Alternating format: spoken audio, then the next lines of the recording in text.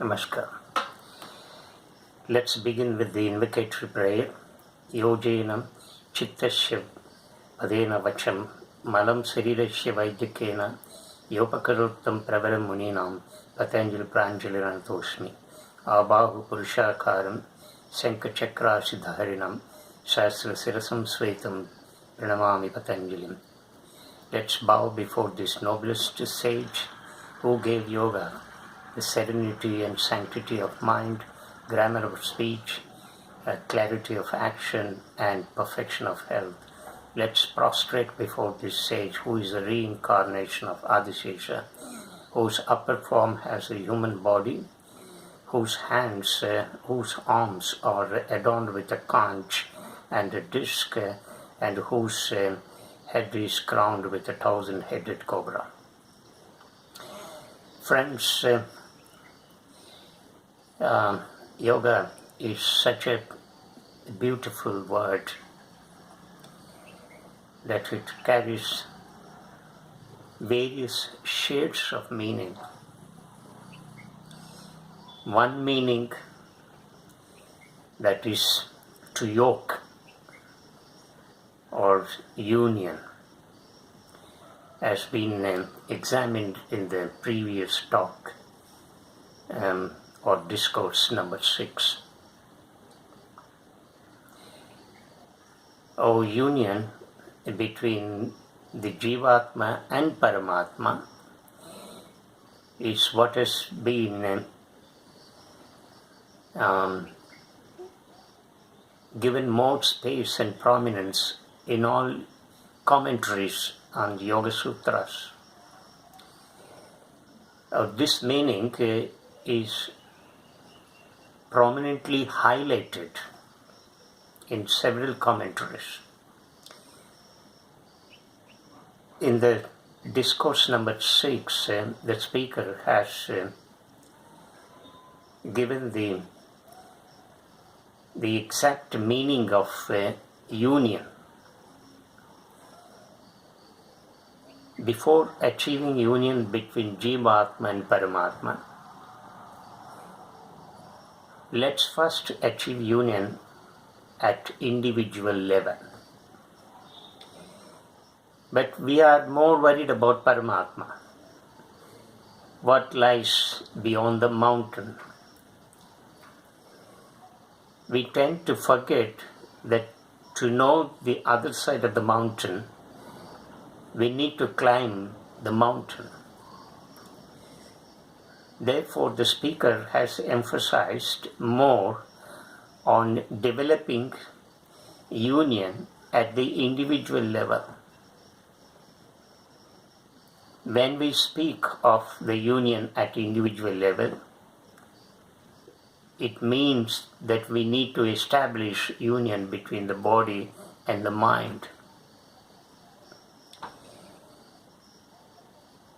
When there is a perfect integration between the body and the mind, then automatically the union can be established with the outside world, environment, or nature, or creation, and so on. That automatically happens. But we need to take care of this system, this entity. This entity is very important. But we tend to forget this entity and go for something that is yet to be experienced. This is the problem of a human being. And therefore the confusion arises in understanding yoga.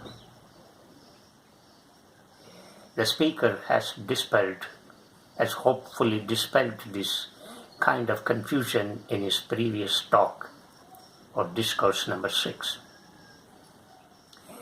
In the present discourse, the speaker would like to take up another meaning of yoga, that is balance. This also is very significant as much as the meaning of union that we have examined in our previous discourse. So balance is as much crucial as establishing union here between the body and the mind. Of course, when there is a perfect union, perfect coordination between the body and the mind, it results in balance. It results in perfect balance. Balance is not something different from establishing union between the body and the mind. It goes along with the union, with the integration of the body and mind. What is balance? Balance is nothing but establishing equanimity without indulging in extremities. But in the given circumstances, in the given situation, in the given type of life that we all lead, our life is highly imbalanced,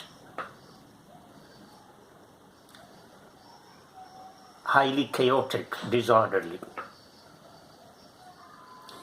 because we indulge in extremities, whether it is food habit, whether it is walking, whether it is sleeping, whether it is work, or doing any other activity. When we exceed the limit, the optimum,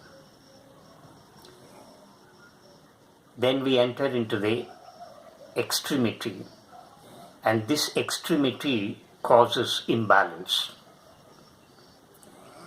And we all indulge in extremities. There is no exception, only a few may. And therefore, we all are experiencing this imbalance in our day-to-day living. When there is an imbalance in the system, it causes emotional disorders. So we feel unhappy, we go panic, we undergo pain and suffering, and so on. The whole of our life becomes very problematic because we have no balance in our system, in our living.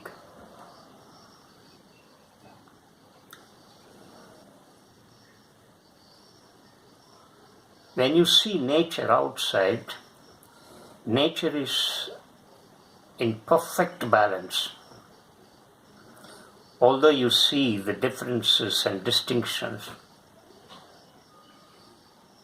in the vegetation and in the animal world, you see there are tall, huge trees, there are mediumly grown trees, there are small trees, there are various kinds of wild animals, various kinds of birds. All are living in perfect balance, without indulging in extremities, without encroaching upon others' freedom too. And nature has an inherent potency. Whenever there is a disorder, there is an imbalance, it has the potency to correct itself and restores the balance on our own.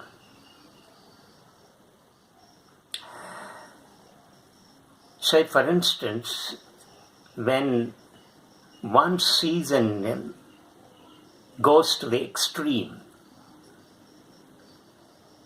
immediately it is checked, it is corrected by the following season.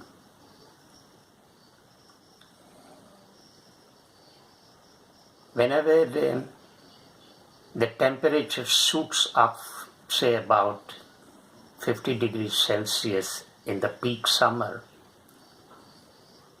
it will not continue forever. It will not continue for days. Immediately it will be followed by heavy rains. So nature has that potential to correct itself and restore its own balance without any human intervention. We don't have to intervene. And whenever the earth is experiencing the high velocity of wind or a high degree of heat, we don't have to go out and put our technology and then correct it. No, there is no need. Nature has that power, inherent power, to correct on her own. So this is the wonder of creation. This is the wonder of nature. This is the beauty of nature. But when it comes to the human being, it's not like that. We don't have such an inherent power to correct itself whenever our system goes wrong, whenever our system goes topsy-turvy. We need some kind of intervention. What is this intervention? How do we intervene whenever we indulge in extremities? Sometimes we indulge in extremities consciously, sometimes unconsciously. But whether consciously or unconsciously, whenever we indulge in extremities, whenever such indulgence crosses its limit, what is called Lakshmana Rekha, then our system becomes chaotic. We lose the balance. It results in all kinds of diseases. It results in both physical disorder and mental disorder. We lose a balance in our system. Therefore, and the system doesn't have that kind of inherent potency to correct itself. No. Unlike nature, we need some kind of intervention. If you don't intervene, the body will go like that. We need to live in that imbalance. And that imbalance in our system gets manifested in the form of a disease or diseases, which in course of time will become very acute and chronic. Therefore, some kind of intervention is needed to check. Now, this intervention is what I call awareness. What is this awareness? Becoming vigilant, becoming alert in what we are doing, in what we are talking, in what we are writing, in our actions, every moment of our action, every moment of our body, every moment of our food, our habitual actions. A complete alertness, what we do. It's very important. See, just as when we walk, take a walk in this deep forest, deep, dense forest, how do we walk? We walk with the complete alertness. We look this side, that side. We listen to every minute sound that comes from the forest. And if there is any kind of sound that comes on the ground, you will stop and see if there is any snake, poisonous creature crawling and crossing the path. So you become so alert when you are in a deep, dense forest. Why not we use that same awareness, the same alertness in our day-to-day living? Look at a tightrope walker, a trapeze walker. Tightrope walking is known as funambulism.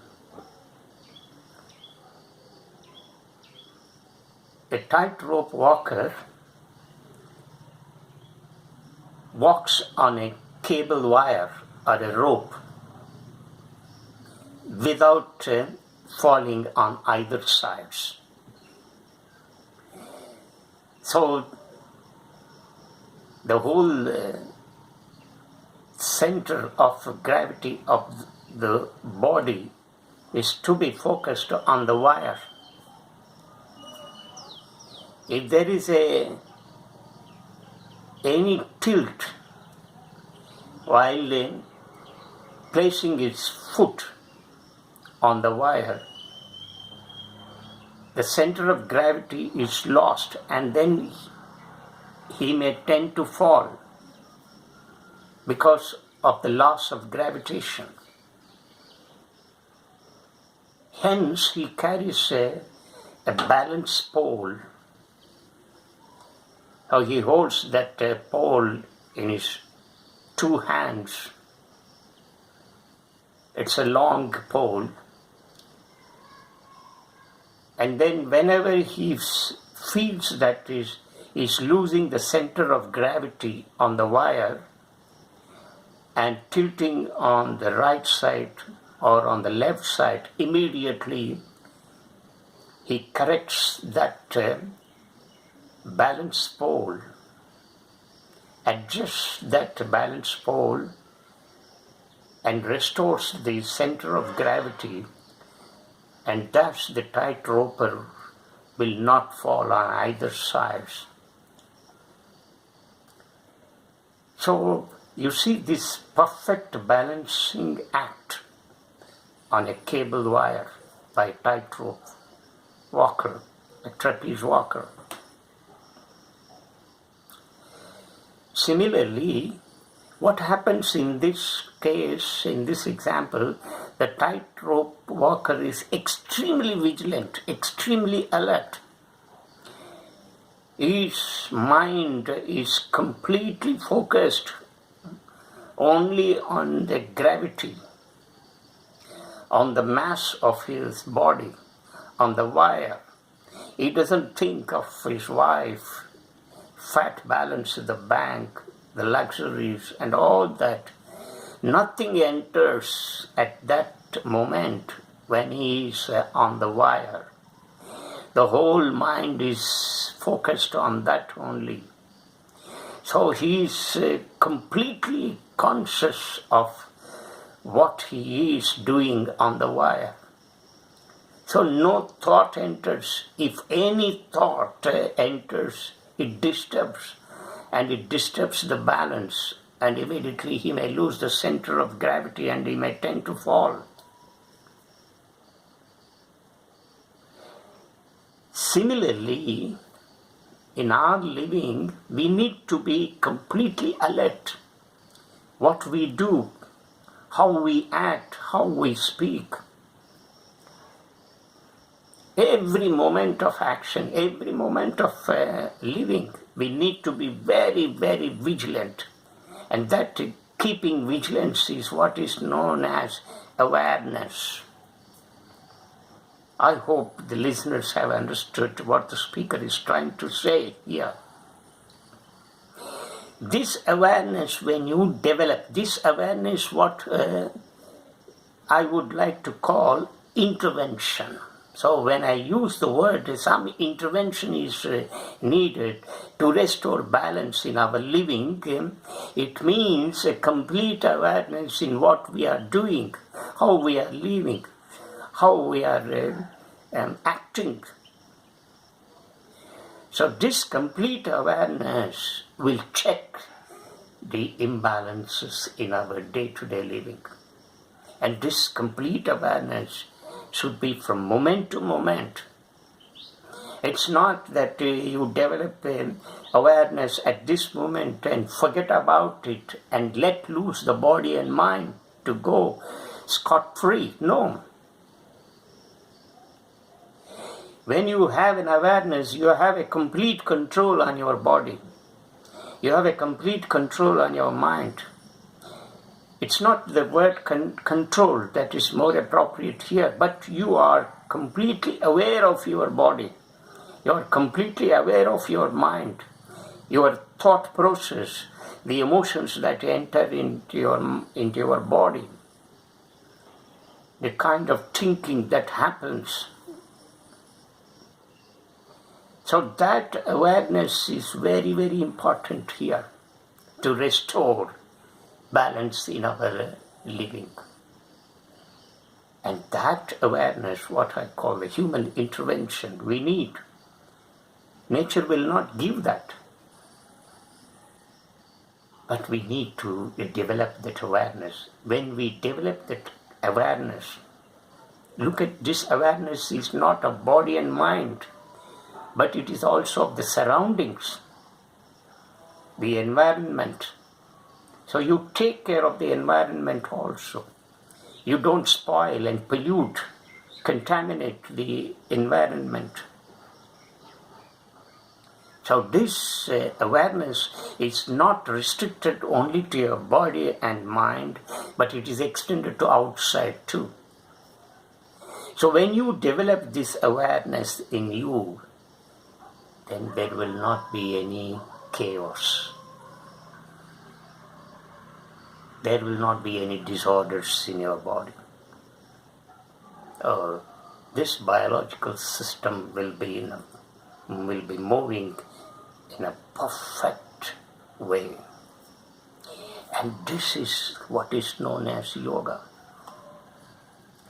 So this is what yoga stands for. Yoga means union and at the same time balance, establishing balance in our living.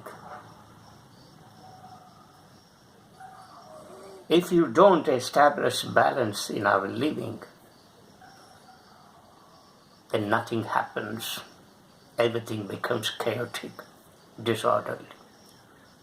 So this is another shade of meaning of yoga. So we have examined two meanings so far. The one meaning of yoga is union. Union between Jivatma and Paramatma is not the correct one, but union between the body and the mind is first to be taken care of. When the union between the body and the mind is taken care of, the union between this Jivatma and Paramatma outside happens automatically. Similarly, balancing in our living is very, very important. Yoga means not simply lifting your legs, lifting your hands in this direction, that direction, doing all those acrobatics. That is not called a yoga. That is, of course, one aspect. How the asana has to be done, I shall explain in a more scientific way. You will learn more about it. It's not simply doing a physical exercise. Asana is not a kind of physical exercise. But unfortunately, that is how the yoga is being practiced throughout the world. So, yoga is not doing asanas or doing pranayama. It is an art by itself, an art that deals with the whole of our life. And this whole of life, how we should lead, how we should live, is not a superstitious, but it is a science. That is why yoga is an art as well as a science. So we shall meet the next discourse and examine other shades of meaning. Namaskar.